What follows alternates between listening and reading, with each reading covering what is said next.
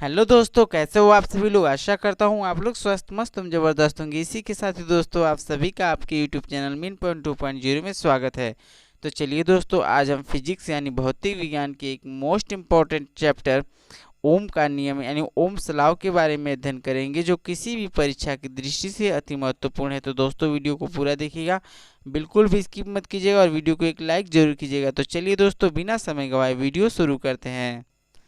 सन 1828 में जर्मन के वैज्ञानिक ओम, जिनका पूरा नाम जॉर्ज साइमन ओम था, जिन्होंने करंट तथा वोल्टेज के बीच एक संबंध स्थापित किया, जिसे ओम का नियम कहते हैं दोस्तों। ठीक है, तो आइए ओम का नियम क्या है इसको समझने के लिए सबसे पहले हमें विभवांतर, करंट तथा प्रतिरोध को समझना होगा। तो चलिए दोस्तों, विभवांतर, करंट और प्रतिरोध क्या होता है इसके बारे में समझते हैं। विभवांतर वोल्टेज, वोल्टेज क्या होता है, किसी चालक में दो बिंदुओं के मध्य विभव के अंतर को विभवांतर कहते हैं। ये एक प्रकार का बल होता है जो इलेक्ट्रॉन को धक्का लगाता है, जिससे विद्युत धारा का प्रवाह होता है दोस्तों। ठीक है, यानी किसी कंडक्टर में अगर इलेक्ट्रॉन को जो पीछे से फोर्स लगाता है उसी को हम क्या बोलते हैं, विभवांतर बोलते हैं या वोल्टेज बोलते हैं। तो चलिए दोस्तों आगे देखते हैं। विद्युत धारा, इलेक्ट्रिक करंट। ठीक है दोस्तों, जब इलेक्ट्रॉन किसी चालक में गति करने लगते हैं तो उसे हम विद्युत धारा कहते हैं दोस्तों। ठीक है, जब इलेक्ट्रॉन क्या करते हैं, कंडक्टर में मूवमेंट करने लगते हैं तो उसे हम क्या कहते हैं दोस्तों, उसे ही विद्युत धारा कहते हैं। ठीक है, नेक्स्ट है आपका अगला प्रतिरोध, रेजिस्टेंस। तो रेजिस्टेंस क्या होता है दोस्तों, विद्युत धारा के प्रवाह में उत्पन्न होने वाली बाधा को हम प्रतिरोध कहते हैं। ठीक है दोस्तों, यानी कि इलेक्ट्रिक प्रवाह में जो बाधा उत्पन्न करता है उसे हम प्रतिरोध कहते हैं। प्रतिरोध का सूत्र होता है R बराबर V/I। ठीक है, और प्रतिरोध का SI मात्रक होता है ओम, जिसे इस चिन्ह से प्रदर्शित किया जाता है।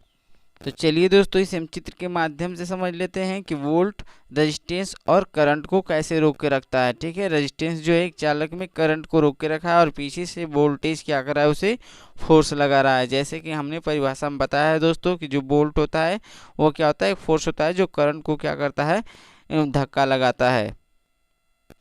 और जो रेजिस्टेंस है वो करंट के माध्यम में बाधा उत्पन्न कर रहा है दोस्तों। ठीक है, तो आइए समझते हैं कि ओम का नियम किसे कहते हैं। तो इस नियम के अनुसार यदि किसी चालक के भौतिक परिस्थितियों जैसे ताप, दाब आदि को स्थिर रखें तो उसमें प्रवाहित विद्युत धारा चालक के सिरों पर लगाए गए विभवांतर के समानुपाती होता है दोस्तों। ठीक है, यानी ओम का नियम विद्युत धारा और विभवांतर के बीच का सीधा सीधा संबंध बताता है दोस्तों। ठीक है, आप इसे ऐसे भी समझ सकते हैं, और विद्युत धारा और विभवांतर दोनों एक दूसरे के समानुपाती होते हैं। यानी कि अगर भौतिक परिस्थितियां समान रहेगा तो अगर विद्युत धारा बढ़ेगा तो विभवांतर का भी मान बढ़ेगा दोस्तों। ठीक है, तो आगे देखते हैं। यदि किसी चालक के सिरों पर लगाया गया विभवांतर भी तथा चालक में बहने वाली धारा I हो तो भी प्रोपोर्शनल I होता है, यानी भी अनुपाते समानुपाते I होता है। अर्थात वोल्टेज का मान बढ़ेगा तो धारा का भी मान बढ़ता है, और वोल्टेज का मान कम होगा तो धारा का भी मान क्या हो जाता है, कम हो जाता है। अर्थात V बराबर RI होता है। ओम के नियम में R एक स्थिर नियतांक है जिसे चालक का प्रतिरोध कहते हैं। तो R बराबर V/I होता है दोस्तों। वोल्टेज का मान ज्ञात करने के लिए ओम का नियम V बराबर I/R, और विद्युत धारा का मान ज्ञात करने के लिए ओम का नियम I बराबर V/R होता है। और प्रतिरोध का अगर मान ज्ञात करना है तो ओम के नियम के अनुसार R बराबर V/I होता है दोस्तों। तो चलिए दोस्तों, हम ओम के इन सभी नियमों को ओम के त्रिभुजाकार नियम यानी ओम्स लॉ ऑफ ट्रायंगल से आसानी से समझ सकते हैं और याद भी कर सकते हैं।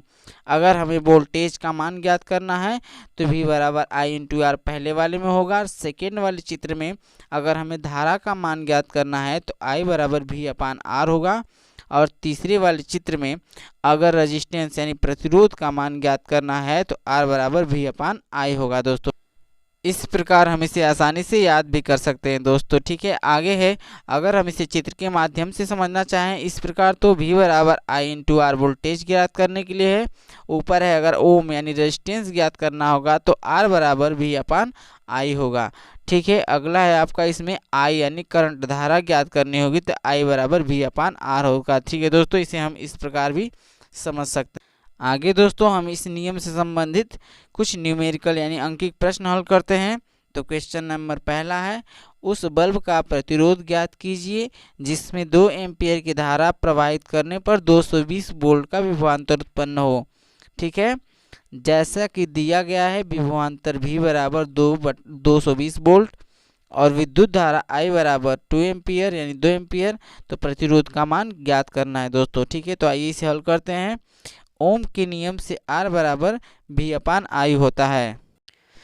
तो R बराबर 220 वोल्ट बटा में I करंट का मान दिया है 2 एम्पियर, तो इक्वल टू हो जाएगा आपका, काटेंगे तो 110 ओम इसका आंसर आएगा दोस्तों। ठीक है, अगला क्वेश्चन है कि किसी परिपथ में 5 एम्पियर का प्रतिरोध लगा हो तथा उसमें 4 एम्पियर की धारा प्रवाहित हो रही हो, तो उस प्रतिरोध के सिरों पर लगाए गए विभवांतर का मान ज्ञात कीजिए।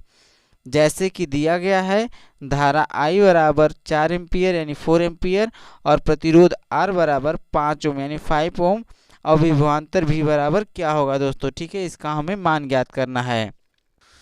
तो ओम के नियम से V बराबर I इंटू आर, जैसा कि हम जानते हैं दोस्तों। ठीक है, तो V बराबर आपका होगा 4 इंटू 5, तो इक्वल टू आएगा आपका V बराबर 20 वोल्ट। ठीक है, यानी विभवांतर का मान कितना होगा, 20 वोल्ट होगा। ठीक है दोस्तों, तो चलिए अगला क्वेश्चन नंबर 3 देखते हैं। यदि किसी परिपथ के सिरों पर 40 वोल्ट का विभवांतर लगा हो तथा उस परिपथ में 20 ओम का प्रतिरोध लगा हो, तो परिपथ में प्रवाहित धारा का मान ज्ञात करना है दोस्तों। ठीक है, जैसा कि प्रश्न में दिया है V बराबर 40 वोल्ट और R बराबर 20 ओम और विद्युत धारा I यानी करंट का मान ज्ञात करना है। तो ओम के नियमानुसार हम जानते हैं V बराबर होता है R इंटू आई, यानी V बराबर RI होता है।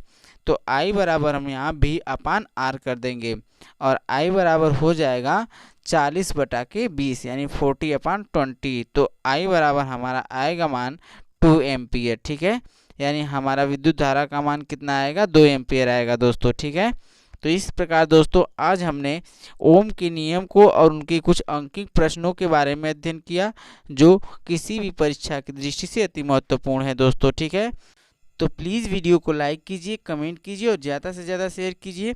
अगर आप हमारे चैनल पर नए हैं तो प्लीज़ चैनल को सब्सक्राइब कीजिए और सब्सक्राइब करते वक्त घंटी दबाते वक्त ऑल पर प्रेस कीजिए, ताकि मैं जब भी कोई वीडियो अपलोड करूं तो उसका नोटिफिकेशन सबसे पहले आपको मिले। Thanks for watching this videos.